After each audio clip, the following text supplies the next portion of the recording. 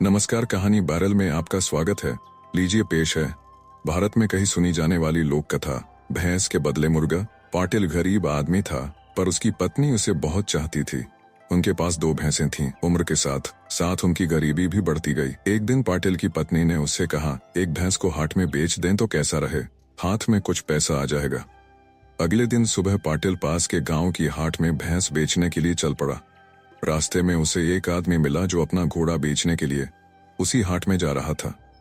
पाटिल ने उसे बताया कि वह अपनी भैंस बेचने जा रहा है। उस आदमी ने भैंस को एक नजर देखा, बोला, इसके लिए इतनी दूर जाने की क्या जरूरत है, भैंस मुझे दे दो और मेरा घोड़ा ले लो। पाटिल ने सोचा, ठीक तो है, घोड़े की सार संभाल में कम झंझट है, बच्चे सवारी भी कर सकेंगे। सो उसने घोड़े से भैंस की अदला बदली कर ली। घोड़े पर बैठकर वह उसे हाट की ओर ले जाने लगा तो उसे पता चला कि घोड़ा अंधा है। थोड़ा आगे उसे एक आदमी मिला जिसके पास एक गाय थी। बाबा, घोड़े को लेकर कहाँ जा रहे हो?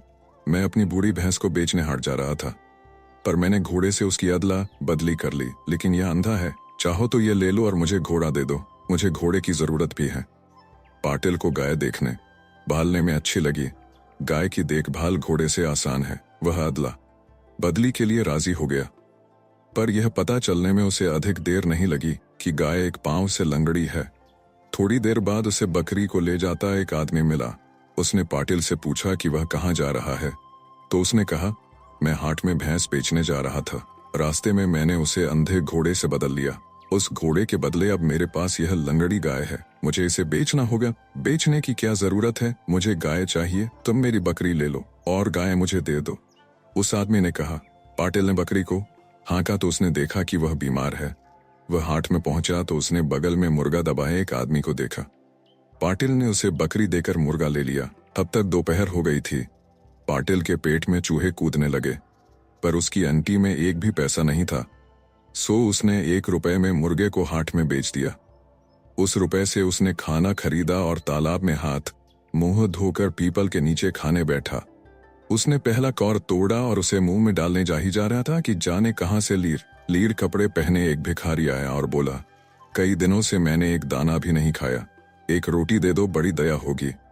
पाटिल पसीज गया। भिखारी भूखा रहे और वह ठूंस कर खाए, ये उससे नहीं होगा। उसने खाने की पूरी पत्तल भिखारी को दे दी और घर लौट आया। उसकी पत्नी उसकी राह देख रही थी। वह घर पहुंचा तब तक पत्नी बच्चों को खिला पिलाकर फारिग हो गई थी। उसने पति से पूछा, हो आए, भैंस कितने में बिकी? क्या बात है, तुम्हारा मुंह क्यों उतरा हुआ है? पाटिल ने कहा, बताता हूँ, जरा दम तो लेने दो। पत्नी ने उसे पानी पिलाया। पानी पीकर पाटिल ने कहना शुरू किया, मैंने भैंस को बेचा नहीं, उसके बदले एक घोड़ा ले लिया। अच्छा किया। कहाँ है वह? बच्चों, देखो तुम्हारे बापू घोड़ा लाए हैं। ठहरो, घोड़ा नहीं है, उसके बदले मैंने गाय ले ली।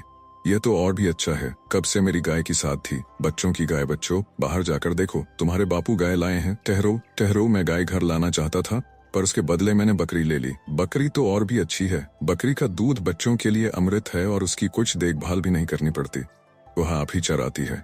बच्चों देखो तो सही, नई बकरी कैसी है, पहले पूरी बात तो सुनो।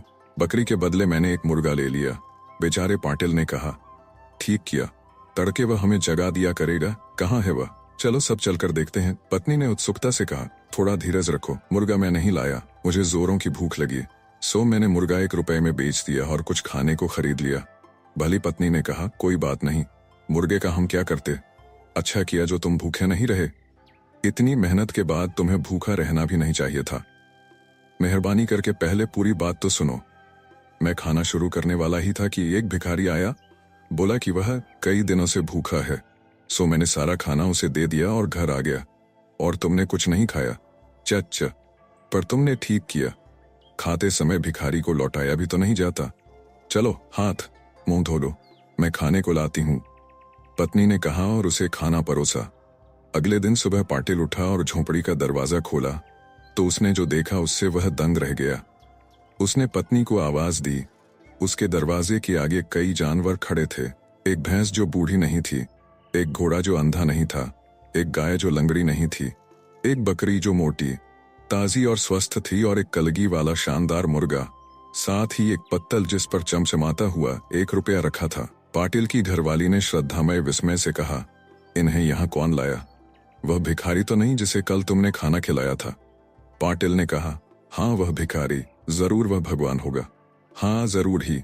आप सुन रहे थे कहानी बैरल से भारत में कहीं सुनी जाने वाली लोक कथा भैंस के बदले मुर्गा।